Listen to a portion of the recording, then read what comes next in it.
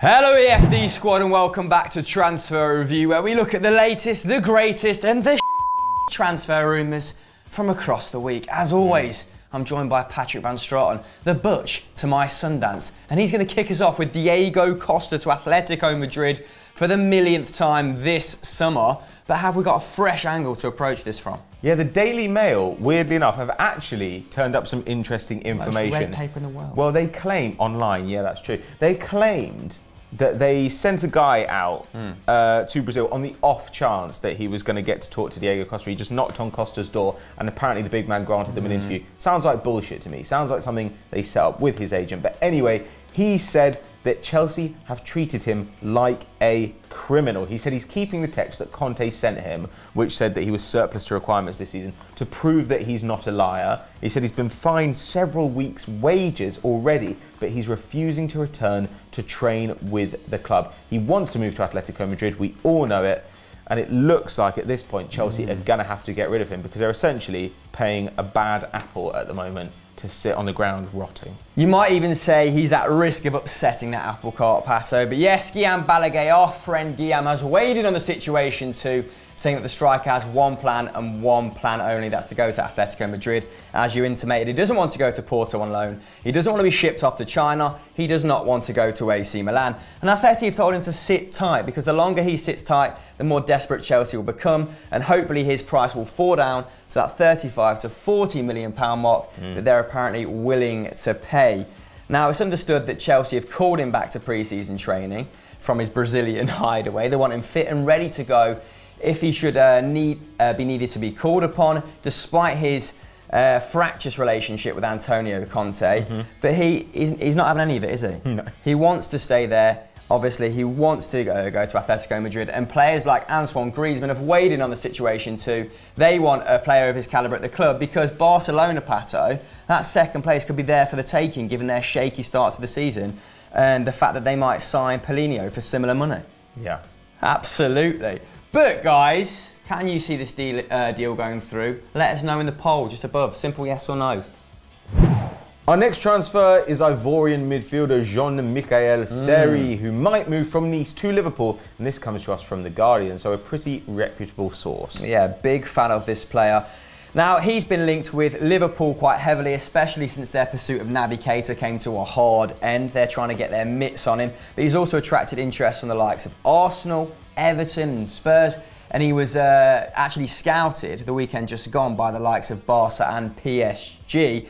And Xavi recently came out and claimed, Xavi Hernandez that is, that he has Barca DNA. And that's how it starts, isn't it, Pato? Their pursuit of a player. But they've just signed Paulinho, he plays down the centre, so it might not make sense for them to sign two central midfielders for the tune of around 80, 90 million pounds when they could go after the likes of Ousmane Dembele, and it looks like they're going to be paying out their freaking arse for him as well.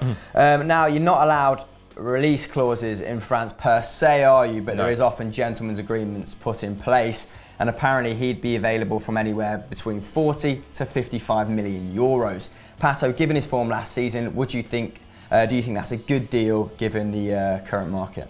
Well, he's a creative midfielder. I mean, this is the thing. He played as a central midfielder last year, but he had almost no defensive output. Right, this is a guy who averages about 1.5 tackles and interceptions per game. That's exceptionally low for a central midfielder. But what he is going to give you is creativity. 9 assists in the league last season on a team which was not, an attacking powerhouse. Alassane Player obviously sat out most of the season. Balotelli was in and out of the side. So you got more assists than basically any player at Liverpool except for Jorginho Wijnaldum, of whom I'm not a particularly great fan. He's a real hub for the side, a great passer, 90% pass accuracy last season, heavily involved in play. In fact, only Verratti and Motta in Ligue 1 attempted more passes bad company to keep, is it? Yeah, he can also move past players to some degree. He's quite pressing resistant, but he's not really a dribbler. He has about one take on a game, but when he does try and dribble, he succeeds most of the time, about 85% of the time.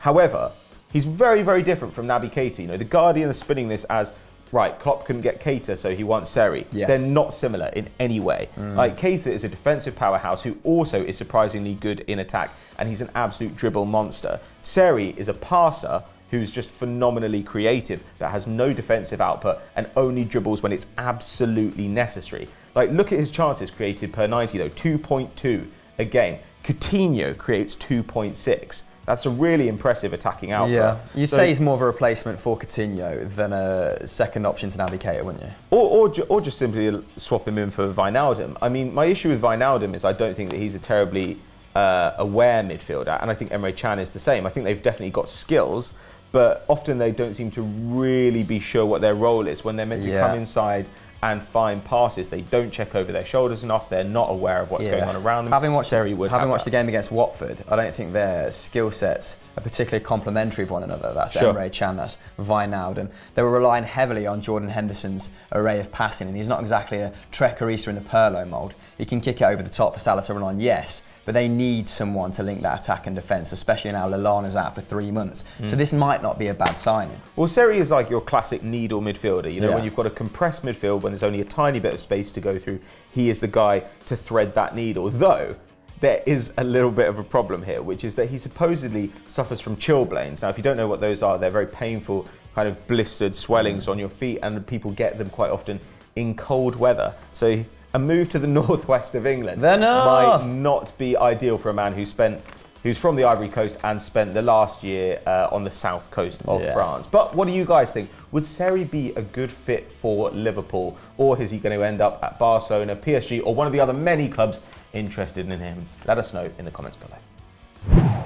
Next up, it's Virgil van Dijk and Ivan Perisic just for a change, and this comes from the Daily Mirror. And lo and behold, they're not being linked to Liverpool and Manchester United respectively. Apparently Chelsea want to complete a double sweep for the pair, Pato. Yeah, well, Chelsea lost their first game of the season, and as always, people draw huge conclusions from that sort of thing, despite the fact that they went down to 10 men. It was the press's wet dream, wasn't it? Well, they went down to 10 men, and then Burnley scored their next 3 shots. Like, so perhaps not the best way to go. 100% shot accuracy on the day. That's mental. But in fairness, all his shots were from about 6 yards out using his head. But anyway, it's clear they need to do some work in the transfer market. They started Jeremy Boga. They had a couple of youngsters on the bench as well, and so they're going to want to flesh out that squad. Supposedly, they've sold 12 first-team players since January, and they've only bought 4 in that time. So it's no surprise they're running a bit of a deficit, right? Now, there are reports that apparently Chelsea need to spend 130 million quid to keep Conte happy. Like, Conte set them a target of how much money. Very specific. Like it's Red Nose Day. Like he's like, if we reach 130 mil, I'll stay here. But anyway, they apparently want to sign Van Dijk. That makes perfect sense. Fantastic central defender, the right age as well. Great passer as well. Perfect for them. And apparently, Ivan Perisic, like you said, he would be a perfect player for them from the point of view of he's immediately ready to contribute. Yes, seasoned veteran. He can play on either side of the attack. He's going to work hard. I mean, you could even potentially play him as a wing-back if you wanted to get a bit creative. But the price tags that are thrown around for the pair mean that you're probably looking at 100 million quid plus for both of them. And can they justify that spending, Pato, particularly on Perisic, who would cost around 50 million euros apparently, when they've got Hazard, Willian and Pedro at the club, all world-class wide men? I don't think that's the position they're falling short in. It's definitely centre-back, and I'd probably say central midfield now. They've inexplicably sold Matic to Manchester United. They've got no backup wing-backs. Christensen has to play there. Christensen might even have to play centre-back against Spurs next week. Now Gary Cahill is suspended. Now, the Croatian had a very fruitful last campaign for Inter Milan with 11 league goals, but that's actually, surprisingly, not as good as the Chelsea trio aforementioned when we look at their goals to minutes ratio, particularly Willian and Hazard, who averaged 0.5 goals per 90 in comparison to the Croatians' 0.4. Now, he also got 8 assists, so he contributed to 19 goals in total, but Pedro actually managed 9 assists in 500 fewer minutes. And as I say, I think those players would feel slightly aggrieved if Chelsea invested massively in a wide position. Centre-back is where they need to focus, and Van Dijk could plug that gap expertly. Now, he averaged 4.2 tackles and interceptions last season and won a formidable 75% of his aerial duels. That betters all the players at Chelsea. But then again, he didn't have Matic and Kante playing in front of him, so he may have faced more heat at Southampton. Yeah, well, I think that I actually disagree with you about how they need to buy a centre-back. Like, look, if you're going to buy a centre-back, buy Van Dijk. That makes sense to me. But like you said, they've got Luis Azpilicueta, Cahill, Rudiger, Christensen, all competing for centre-back roles. Marcos Alonso can play there as well. On the other hand, they don't really have wing-back backups, and They've just lost a major central midfielder who helped take them to the title last season. Matic went, and obviously what we've seen from Conte is that he's not happy with that departure at all. It was a club decision that he was not delighted about. Now, Fabregas has got a red card. Bakayoko isn't fit yet. Is Kante going to have to play in midfield on his own? Or are they hoping maybe if we buy a centre-back, we could push David Luiz into central midfield or something? I've no idea what their plan is at the moment. So they might have to figure something out with, say, Charlie Masonda, who only got under 300 minutes for Real Betis last season. I've no idea what the solution is. Or if they bought Oxlade-Chamberlain for 35 million, would they deploy him in central midfield? Well, he'd fill a hole as a right wing backup and also as a central midfielder, but he's also and he would not fill that English quota as well. Well, they're going to need that too. I mean, do you think that the Ox would be a good signing for Chelsea? Because we're not entirely sure, but Chelsea seem to be pretty keen. Let us know what you think in the comments below. Sky Sports News are up next. They give us details of a Swansea triple swoop. We have to call it a swoop. That's what it always is. It's a swoop. It's a mega bid. Okay? And they say that Bonnie, Chadley and Joseph Allen might all be on their way to the Liberty Stadium with Paul Clement. Imaginative. Yeah. Seeing as two of those three players used to play for the Swans now. If they were to get £50 million for Sigurdsson, this is how apparently they're looking to reinvest it. And Sigurdsson, it does look likely he's going to move to Everton. They're willing apparently to pay between that £40 and £50 million mark. And in their opening game against Stoke, it was very obvious that they lacked a creative wide man. Now, the Swans so far, you could say they've been shrewd. They've signed 4 players for £11 million, including Tammy Abraham on loan, which looks to be a very good deal. He's looked very sharp. He was unlucky not to score against Southampton in the opening game of the season, especially after that wonderful turn inside. He managed to scupper his chances from 8 to 10 yards. But this kind of smacks of either lazy journalism or a lack of imagination from Paul Clement, especially given Paul Clement's ties to the likes of Real Madrid, Bayern Munich, Chelsea. You'd imagine that he could get 1 or 2 more loan players with a slightly higher pedigree than the likes of Nacer Chadli. Nacer Chadli was fine last season. He got 5 goals, he got 5 assists, so he contributed in a decent fashion. And I don't think he's a bad winger. He can play in the middle as well, so he'd give them a certain degree of tactical flexibility. But what about the likes of Serge Gnabry, Pato? What about the likes of any one of Chelsea's plethora of loanees? Is this a good deal for you? I can't really disagree with you on anything that you've said. I think that this is a really depressing triple move. You hardly ever think, my club's about to sign 3 players. Oh, Jesus Christ, I'm really bored. But these are boring options. Joe Allen, I really like Joe Allen. He's a great passer, keeps things ticking over. Actually got 6 goals and 2 assists last season, which is pretty impressive for a central midfielder. But they've signed Roque Mesa. They've signed Roque Mesa, who's great. Wilfred Bonny, do I think he's a good striker? Yeah, I do. Actually, what was the best thing about Wilfred Bonny when he was at Swansea? That he got the best out of Gylfi Sigurdsson. Yeah. Well, that seems also counterproductive. And also, he's kind of old now. They've got Tammy Abraham, like you say. He's going to go back after a season on loan, probably. At that point, they're going to need somebody to step in. And what they should be targeting now, instead of an old striker who used to be good for them, is a young striker. What they did with Bonny was when everybody else was looking at him and thinking, this is quite an interesting player. When he was at Vitesse, Swansea just came in and said, we'll take a £12 million risk on him. Why are they not doing that now? Look at Huddersfield. They took a risk on Steve Mounier. Now, I'm not saying he'll definitely be a success on the basis of 2 goals in his first week, but he's 22 years old. Chances are that you're going to get some return out of him, even if it's just a bit of your money back. And surely that's the most disappointing thing for Swans fans at the minute. That the likes of Huddersfield and Brighton are actually conducting more savvy business for them, securing players that would definitely improve that Swansea team. Stoke as well. I mean, Stoke have got Shaqiri on the wing. They've brought back Boyan, of course, who was on loan last season. And now they're looking at Jesse Rodriguez. Yeah. And Swansea are like, oh, well, Routledge and Dyer, they'll probably do on the wings. Like, I mean, look, Jordan Ayew, I think, does have a use. I think Jefferson Montero should play more, though you wonder if there's an attitude thing there because so many coaches have not fancied him. But Routledge and Dyer are both dreadful. They're both old. Last season, Routledge, 3 goals, 1 assist. Huge numbers. I mean, Jesus Christ. I reckon Kieran Gibbs probably had better numbers than that last season. And he's dreadful. And a left back. So overall, I just think that a little bit more imagination is needed at Swansea. They need to say, you know what, we're not going to do our shopping in the Premier League where we have to overpay for players who aren't that great. We're going to go to Italy, we're going to go to France. Or, like you said, Paul Clement can call up a manager he knows and see if he can get somebody quality on loan.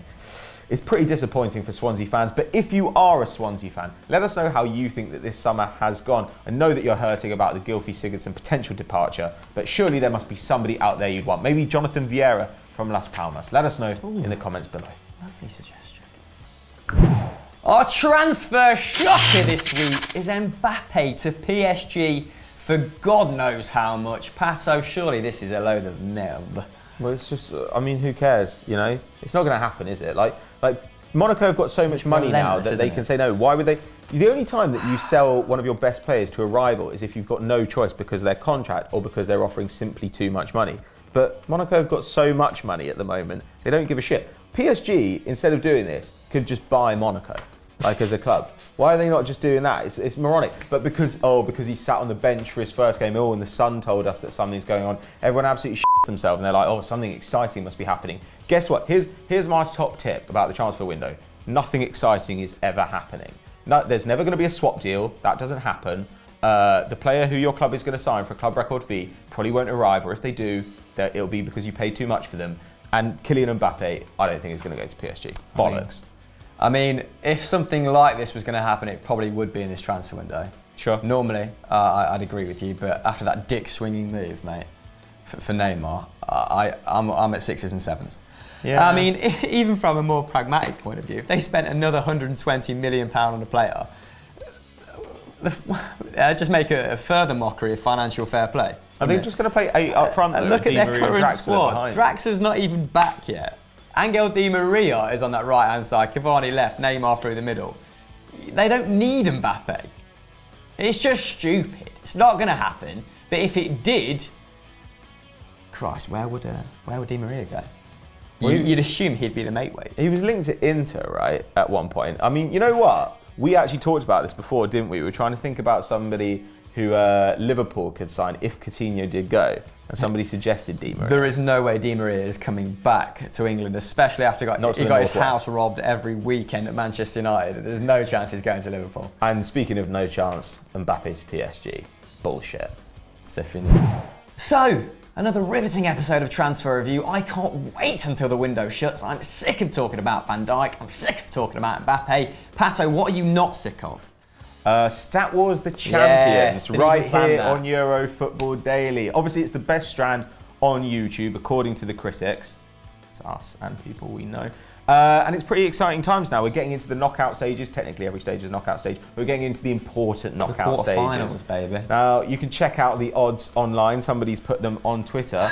They put George Wright at 15-1, and I'm thinking of having a flutter on that. Definitely worth a big benner. Yeah. So. But who would you put £10 on? Let us know. Let us know if you have a gambling addiction. So that was Transfer Review, guys. I hope you never have to watch it again.